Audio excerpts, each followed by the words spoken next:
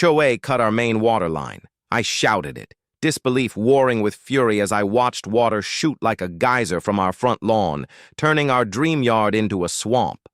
3 men in HOA uniforms stood watching, smirking. "This is just the beginning." A woman with platinum blonde hair, impeccably dressed in an Armani suit, said, her voice ice cold. I'd later learn this was Karen Blake, the HOA president from hell.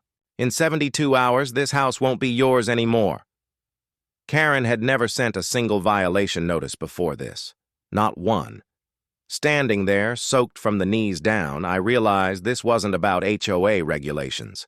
This was a conspiracy, a brazen attempt to steal our home.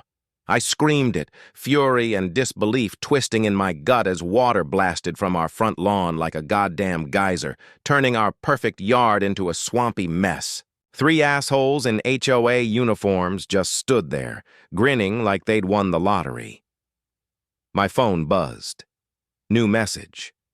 "I've touched down," Scarlett's text said. "Time to make them regret ever crossing us."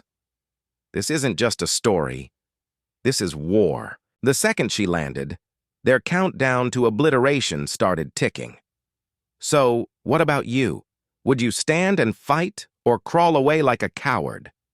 Before the war started, though, you need to know how this suburban nightmare got its teeth. My name is Austin Monroe.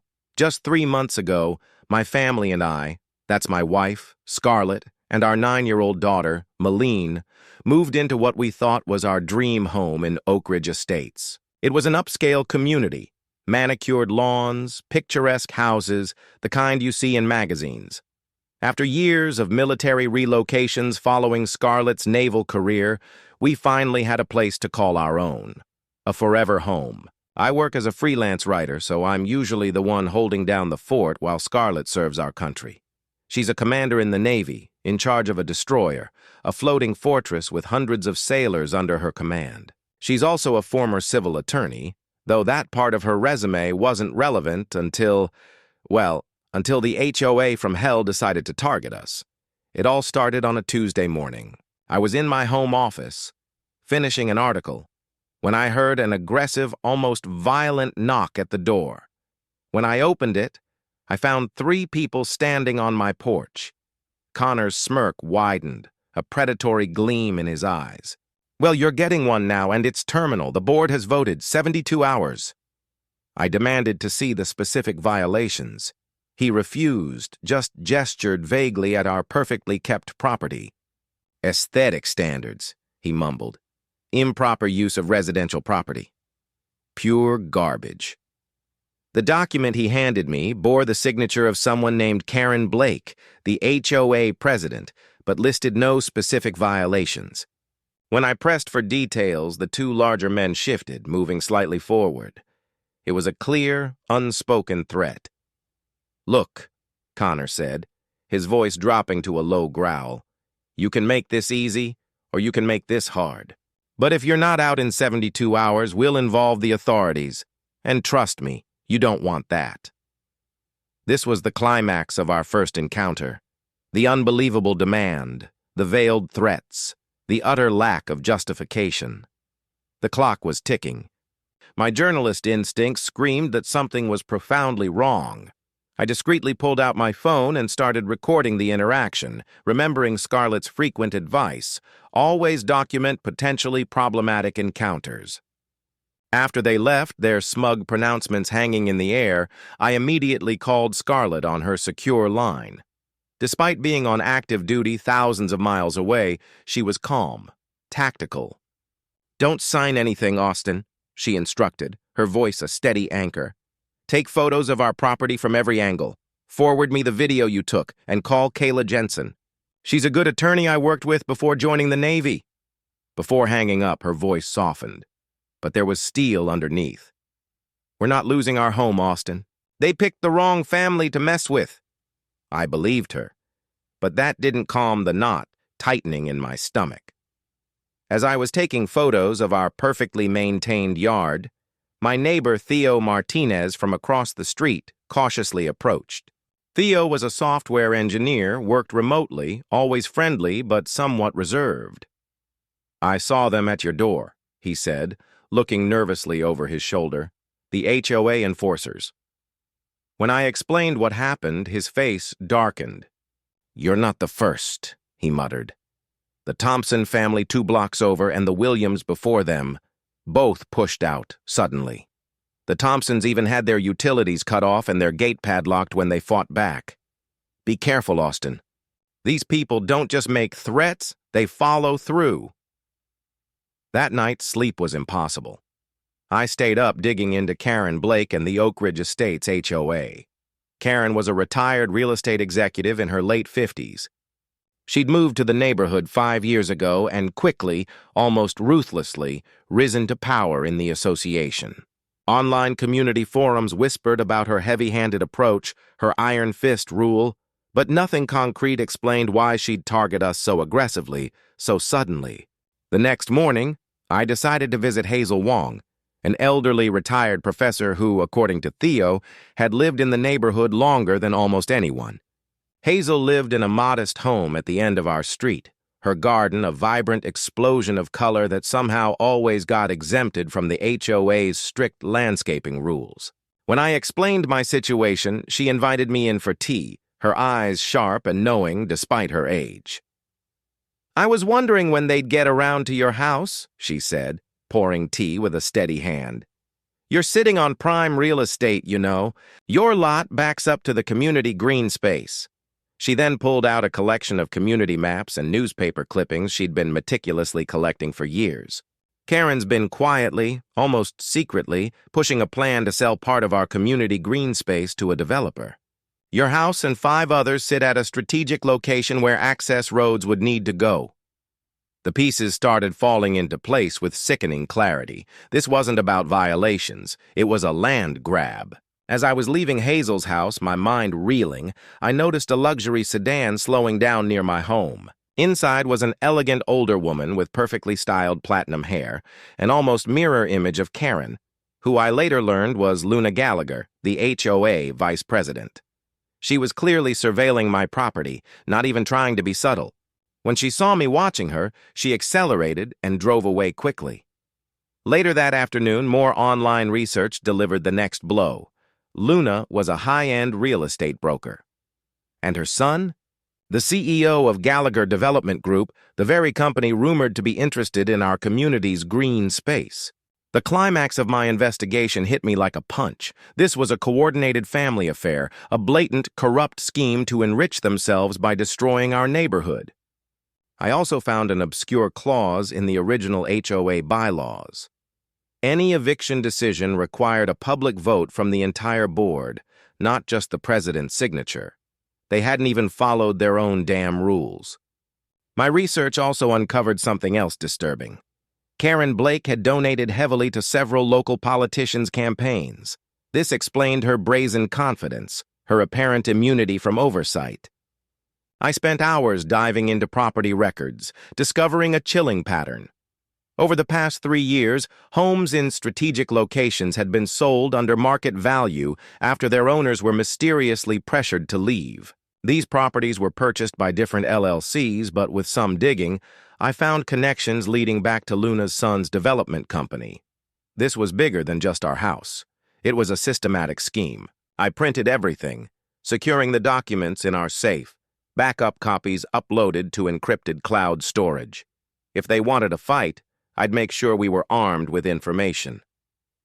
As evening fell, an unmarked car parked across from our house. Someone was clearly watching us. Then my email pinged.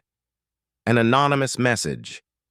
"If you know what's good for you, sell your house ASAP.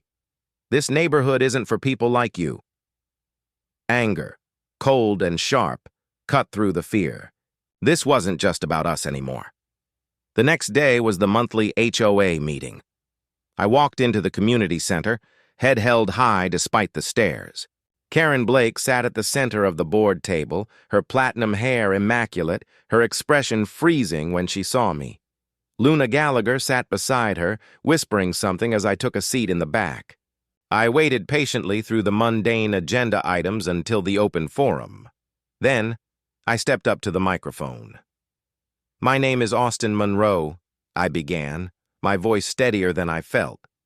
3 days ago, I received an eviction notice from this HOA without any prior warnings or citations. I'd like to know exactly what violations my family has allegedly committed. The room fell uncomfortably silent. Several homeowners turned, their expressions surprised. Karen's face remained impassive.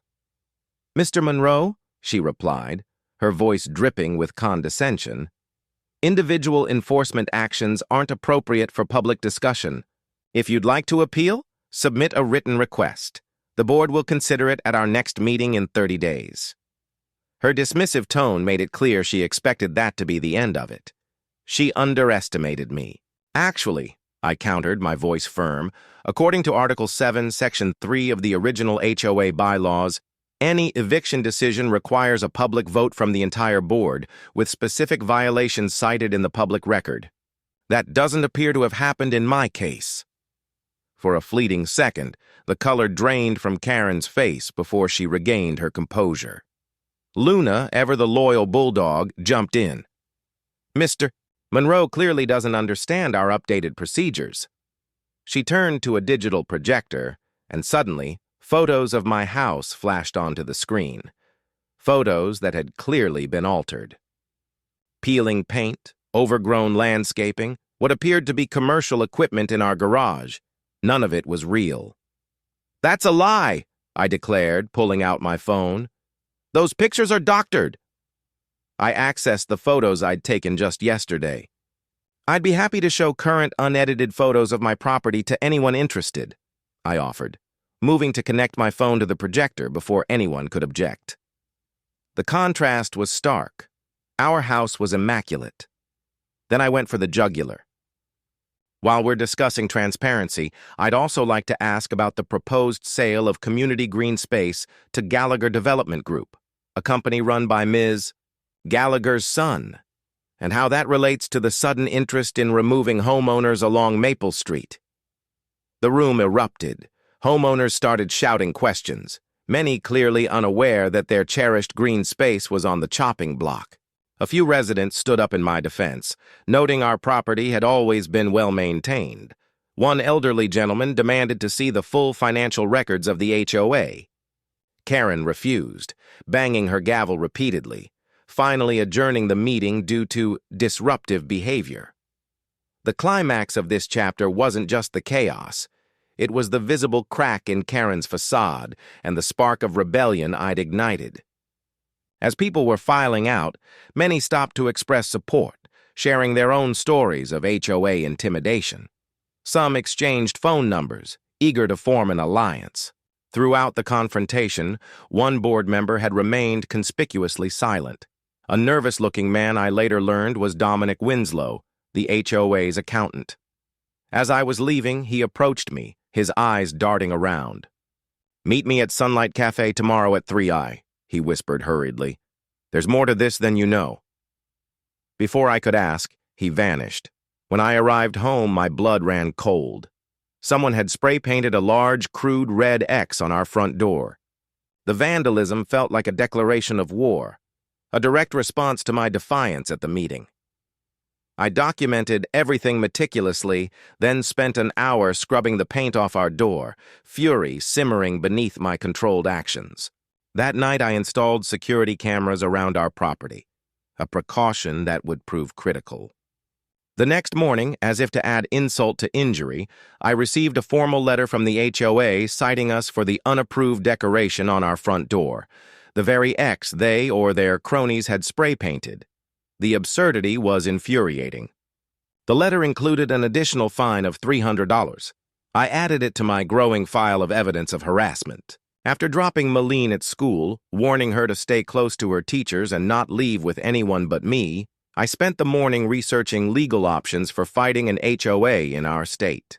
The laws generally favored associations, but there were clear boundaries they couldn't cross, boundaries Karen and her team had already trampled. At 3 hours sharp, I arrived at Sunlight Cafe, choosing a corner table with a view of all entrances. Dominic arrived 10 minutes late, visibly agitated.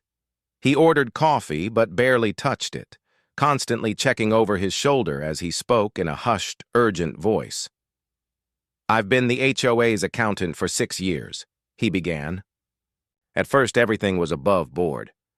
But when Karen took over, things changed. He slid a USB drive across the table. "There's a shadow account. They've been skimming HOA fees for years, but that's just the start. They're using the money to quietly buy up properties through shell companies, then flipping them to developers at huge profits. The sums involved were staggering. Hundreds of thousands of dollars misappropriated from community funds." "Why did you participate?" I asked, trying to keep the judgment from my voice. Dominic's face flushed with shame. "Karen found a mistake I made years ago. A decimal point error that accidentally benefited a client. Minor. But she blew it up, threatened to report me to the licensing board, ruin my career if I didn't help cover their tracks." His hands trembled slightly. "But the real money, the big score, is this development deal. It's worth millions. The green space is the last large undeveloped parcel in this zip code. Luna's son has investors lined up to build luxury condos, but they need access through your street, through where your house stands. She advised me to keep gathering evidence, maintain detailed records of every interaction, secure our home with additional cameras and locks, and be prepared for things to get worse before they got better. These types are used to getting their way," she warned. "When they feel cornered, they lash out." She agreed to represent us and immediately filed for an emergency injunction against the HOA's eviction attempt, citing procedural violations and overwhelming evidence of bad faith actions. Kayla's warning proved prophetic. That evening, I noticed Connor and his security team overtly patrolling in front of our house, their presence a constant menacing reminder. When I ordered pizza for dinner, they followed the delivery driver to our door, intimidating him with questions, photographing his vehicle. Our neighbors, the ones who hadn't yet joined our nascent alliance, began avoiding us, clearly scared of being associated with the HOA's newest targets. The isolation was palpable. Malene came home from school in tears. A classmate had told her we were criminals, stealing from the neighborhood. The psychological warfare was taking its toll, especially on our daughter. After putting Malene to bed, her small face troubled even in sleep, I called Theo. "Can Malene stay with your family temporarily?" I asked, hating the words even as I said them. He agreed immediately, his voice full of quiet support. "Of course, Austin. My wife can take her to and from school with our kids, at least until Scarlett gets back." I gratefully accepted, packing an overnight bag for Malene with her favorite stuffed animals and books, a lump in my throat. That night, Scarlett called with the news I'd been praying for. "I've secured emergency leave from my deployment," she announced, her voice tired but firm. "I presented the evidence to my commanding officer. The illegal threats against a military family, the potential financial crimes, the harassment of a dependent while I'm on active duty. It was enough. I'll be home tomorrow morning." Her voice carried an edge I recognized from previous crises, focused, determined, ready for battle. "Just hold the fort one more night, Austin. I'm bringing reinforcements." A wave of relief washed over me. Scarlett was coming home. She had an incredible way of cutting through chaos and imposing order. If anyone could handle Karen Blake, it was her. But my relief was short-lived. Just after midnight, a loud crash outside jolted me awake. I rushed to the windows. All our newly installed security cameras had been vandalized, wires cut, lenses smashed. Hours later, the lights flickered and died. Our electricity was cut. Then the water stopped running. The climax of this chapter arrived in the dead of night. We were in a dark, besieged house, utilities severed, completely exposed. This was their move before Scarlett arrived, a clear, brutal message that they controlled even our most basic necessities. What they didn't realize was that every escalation only strengthened our case and our resolve. I sat in our dark house, packing essentials by flashlight, grimly amused by their desperate timing. They had no idea who they were truly messing with. I moved methodically through the darkness, securing important documents and preparing to pick up Scarlett from the airport at dawn. Before leaving, I set up my laptop with its battery backup to record any intrusions, a silent sentinel in the gloom. They have no idea who they're messing with, I muttered, thinking not just of Scarlett's military authority, but of our combined determination to protect what was ours.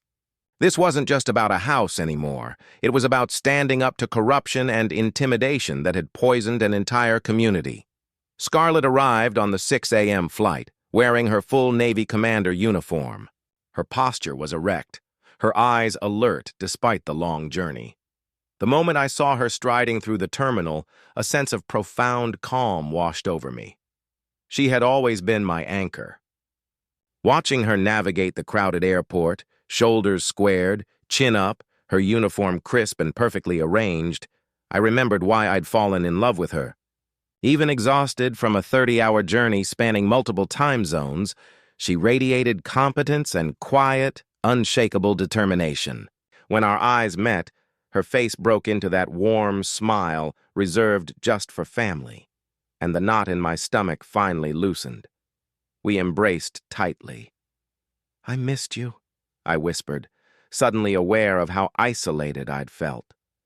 She pulled back slightly, her hands still on my shoulders, looking me squarely in the eyes. "I missed you too. Now tell me everything. Don't leave out a single detail." As we walked to the car, I brought her up to speed on the latest developments. The camera vandalism, the utility cutoff. Her expression grew increasingly focused, her questions sharp and precise. This was Scarlett in tactical mode, absorbing information, identifying patterns, pinpointing leverage points. By the time we reached the parking garage, she was already formulating strategies. "First things first," she said as we loaded her duffel bag into the trunk. "We need to document the utility disruption and get it restored immediately. Then, consolidate our evidence, expand our community allies, and prepare for their next move." She paused, her expression hardening. "They've crossed several significant legal lines already, Austin. That gives us options." As we drove home, neighbors peeked from behind curtains, clearly surprised by the sight of a naval officer in full uniform exiting our car. "Bringing out the big guns, I see," I said, gesturing to her uniform. Scarlett's smile was razor-sharp. "When you're heading into battle, Austin, you wear your armor. This uniform serves multiple purposes: psychological impact, institutional authority, and a clear reminder that they're not just dealing with ordinary homeowners anymore. They're dealing with the United States Navy." It was her opening move in a psychological operation against our opponents. Inside our powerless house, Scarlett immediately went into command mode. She walked through each room methodically, assessing security, examining the vandalized cameras, testing the inert water taps and light switches, reviewing the timeline I'd documented. She took dozens of photos, paying particular attention to signs of tampering with our utilities. "This is textbook intimidation," she said, kneeling to examine our electrical panel. "They've deliberately targeted critical infrastructure, attempting to make the property uninhabitable without a formal eviction process. Sloppy, but effective against most people." Her analytical approach transformed our personal crisis into a tactical problem to be solved. The same skills that had elevated her to command a naval destroyer were now focused entirely on protecting our home. After completing her assessment, Scarlett spread all our evidence across the dining room table. Photos, documents, timelines, Dominic's USB drive, HOA bylaws, community maps, property records. She studied everything meticulously.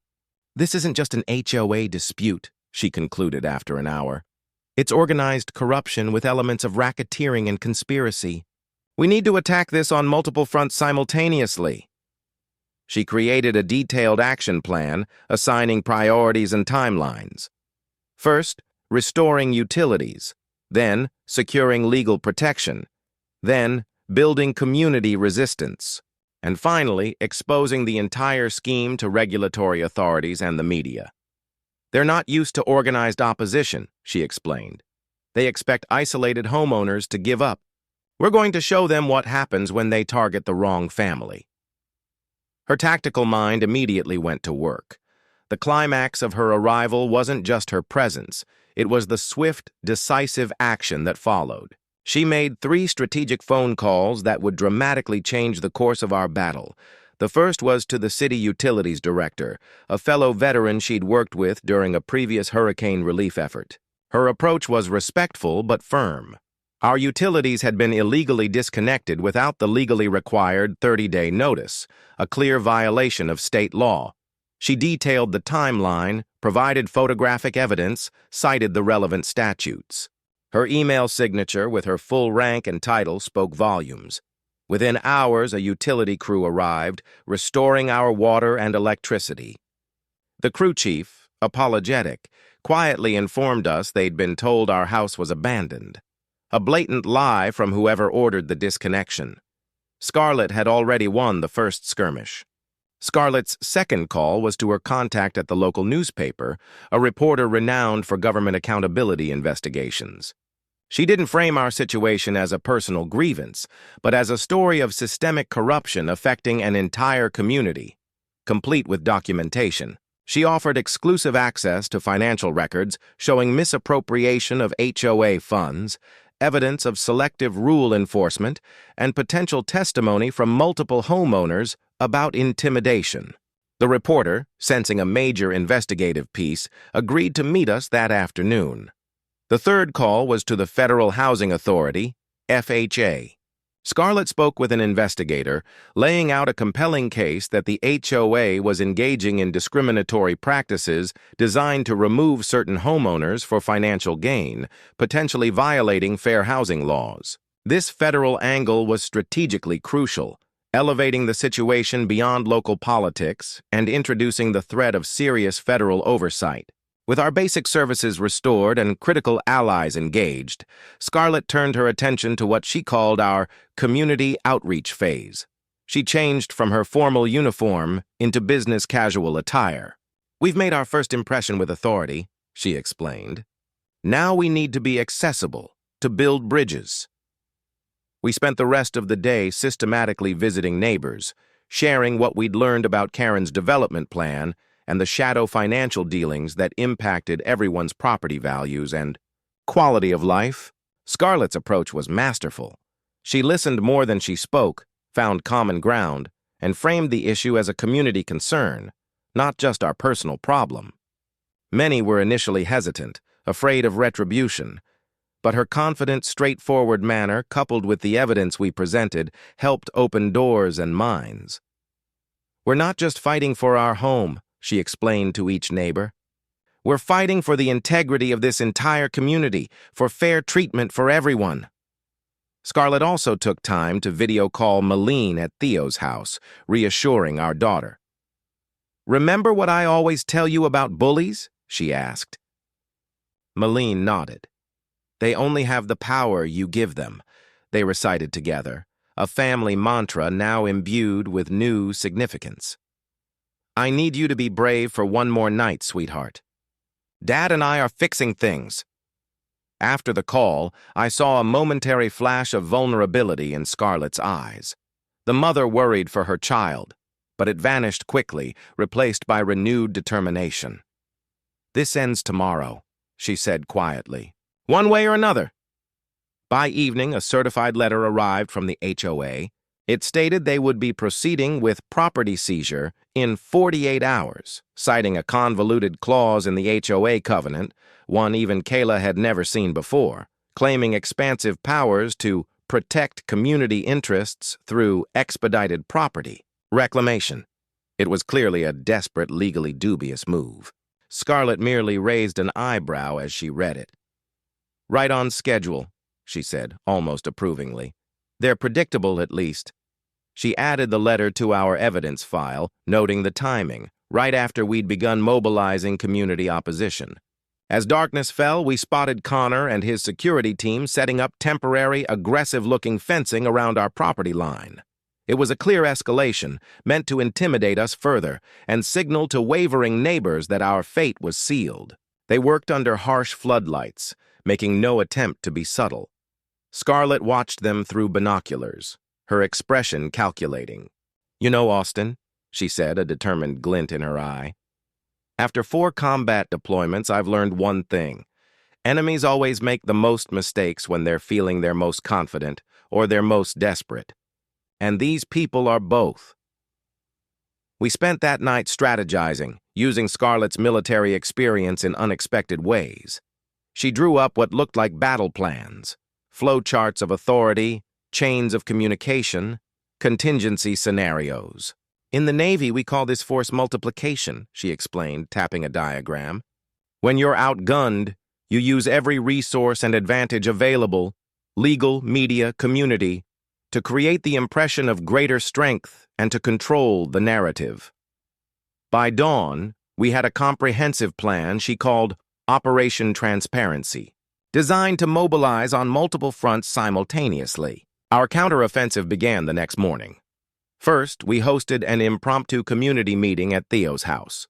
Scarlett, calm and authoritative, presented the evidence of the shadow financial accounts, Karen's forged documents, and the development plans that would devastate the neighborhood's character and property values. Her presentation was clear, factual, and compelling, honed by years of military briefings. "This isn't about politics or personalities," she emphasized. "It's about lawful governance and protecting our shared investment in this community." The response was overwhelming. More neighbors pledged their support. Meanwhile, the local newspaper ran a bombshell front-page story. HOA dictatorship. Corruption allegations rock Oak Ridge Estates. It featured interviews with multiple residents, documents we'd provided, vetted by Kayla, and photos of the temporary fencing around our property. The reporter had done additional digging, uncovering links between Karen's previous business ventures and several failed development projects that had left investors in financial ruin. The story questioned how someone with her dubious history had gained control of an HOA managing millions in assets. Scarlett had also filed formal complaints with the state attorney general's office, detailing the financial improprieties and requesting an investigation. This added another layer of serious pressure. More residents began contacting us, emboldened by the article and our actions, sharing their own stories of intimidation and demanding an independent audit of the HOA's books. What had begun as an attack on our family had blossomed into a full community uprising. That evening, a different kind of letter arrived from Karen, an offer of settlement.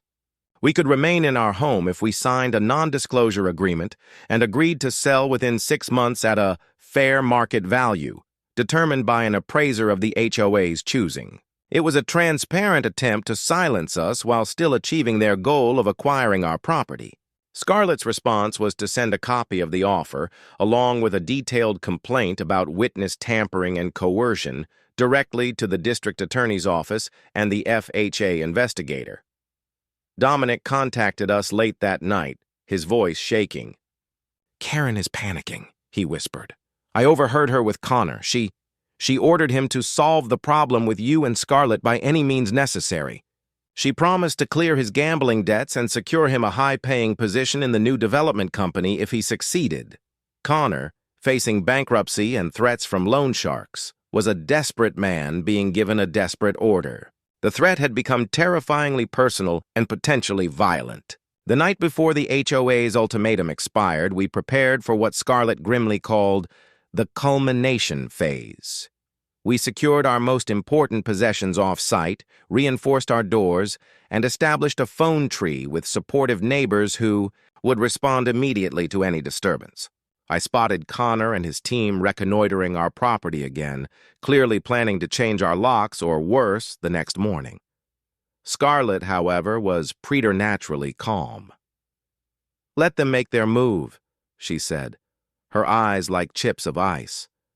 "We've set the trap. Now we wait for them to walk right into it."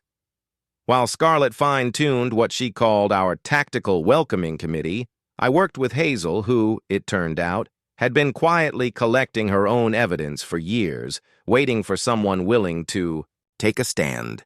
She uncovered the final, decisive piece: irrefutable documentation proving Karen had forged multiple board members' signatures on critical HOA decisions over the years, including the initial approvals for exploring the green space sale.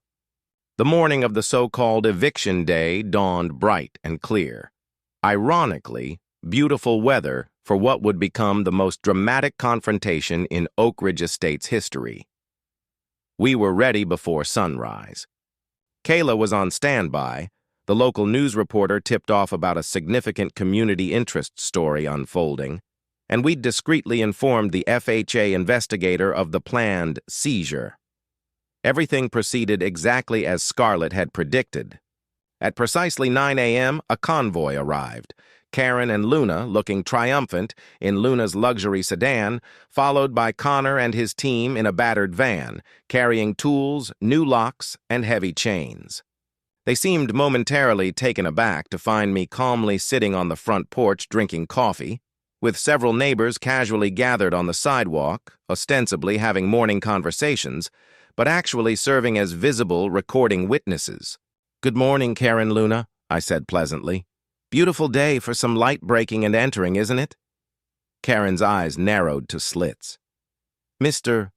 Monroe, this property is being reclaimed by the Oak Ridge Estates Homeowners Association for multiple severe code violations and failure to comply with eviction notices. If you don't vacate immediately, we will have you removed." I checked my watch theatrically. "You might want to hold off on that." Right on cue, as if directed by a hidden stage manager, 3 vehicles pulled up. The first, Scarlett stepping out in her immaculate Navy commander uniform, a symbol of unshakable authority. The second, the reporter from the local paper, camera rolling. The third, a serious-looking woman who introduced herself as an attorney from the Federal Housing Authority. Karen and Luna visibly recoiled. What happened next was a masterclass in calculated confrontation, orchestrated by Scarlett. As cameras rolled and neighbors recorded on their phones, Karen, flustered but still arrogant, loudly ordered Connor, "Proceed with securing the property. Change those locks now." Scarlett stepped forward, holding up court documents. "Actually, Ms. Blake?" Her voice cut through the tension, clear and commanding. "You won't be doing anything of the sort. This is an emergency injunction, legally barring you and the HOA from any action against this property." She then held up another sheaf of papers. "Furthermore, we have evidence of your financial misconduct, including embezzlement of HOA funds, conspiracy to commit real estate fraud, and multiple instances of forged documents. You are currently being recorded attempting to carry out an illegal eviction, which is a criminal offense in this state." Karen's face contorted with rage. "You have no idea who you're dealing with," she hissed, her voice cracking. "I have connections in this town that will crush you. You'll regret this." As if on cue, Luna tried to slip away to her car, but found her path blocked by a group of resolute neighbors led by Hazel, who simply said, "I don't think you're going anywhere, Luna." The FHA attorney was diligently documenting everything, her expression grim. The reporter was live-streaming the entire confrontation. Then, Karen made her fatal mistake, the climax of the entire saga. In her fury and panic, she turned to a hesitant Connor and shouted, "Connor, get their evidence! Get that reporter's camera! Destroy it! Whatever it takes. Just get rid of it." Connor froze, visibly uncomfortable with crossing this blatant line in front of so many witnesses, including the FHA attorney and the now arriving local police who had been called to the scene not by us but by Karen herself, expecting them to assist with her illegal eviction. Instead, they now found themselves investigating potential criminal actions by the HOA leadership. "You set this up," Karen realized, glaring at Scarlett, her face a mask of disbelief and fury. "This entire confrontation, you planned this." Scarlett simply nodded, a small, cold smile playing on her lips. "In naval strategy, Ms. Blake, we call it controlled escalation. You create a situation where your opponent has no good options left but to reveal their true nature." As the police began taking statements, separating a sputtering Karen from a terrified-looking Luna, Karen continued to threaten. "I'll sue you! I'll use my political connections. You'll see. Scarlett's eyes gleamed. The most amusing part, Ms. Blake, she said calmly, is that my unit specializes in counterintelligence tactics, and you've just done exactly what our profile predicted you would under pressure. The trap had sprung. Karen attempted to deny everything, feebly trying to blame Connor and a disgruntled Dominic for any improprieties, but her credibility was shattered.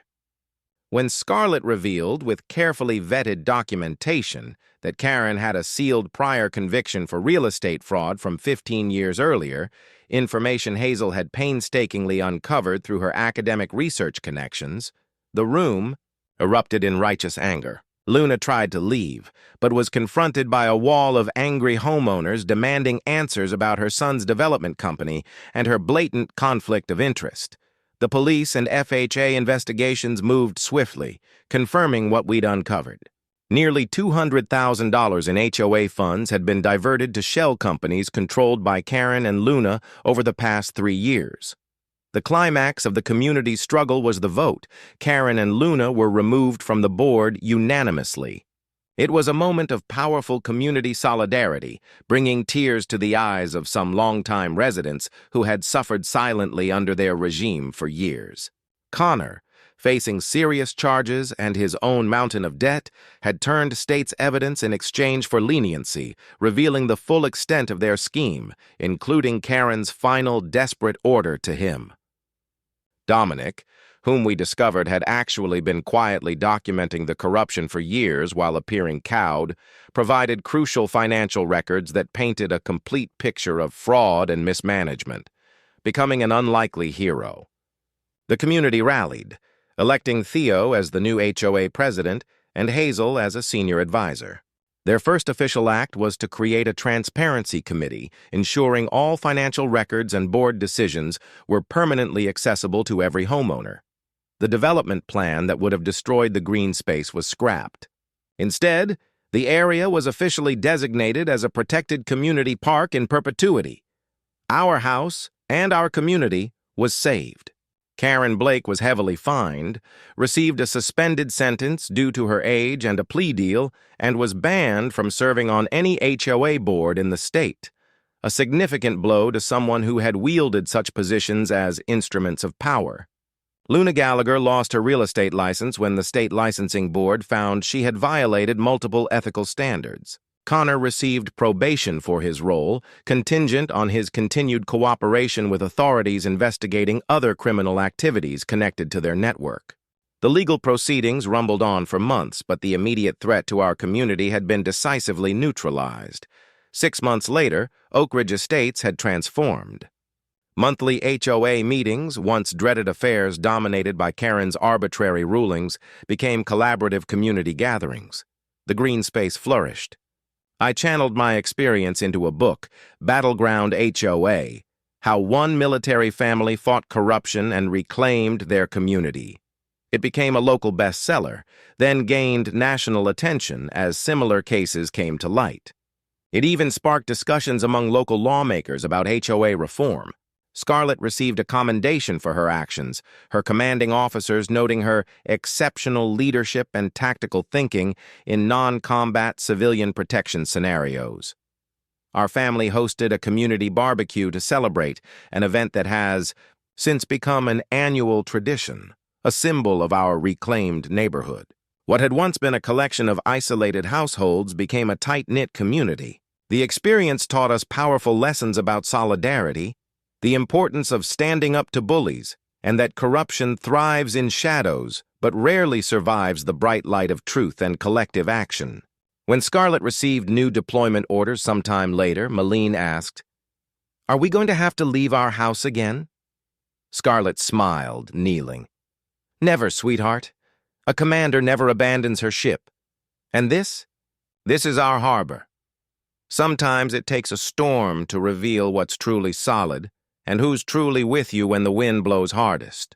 And sometimes the most important battles are fought not with weapons, but with documents, determination, and the courage of ordinary people standing together, right in your own backyard."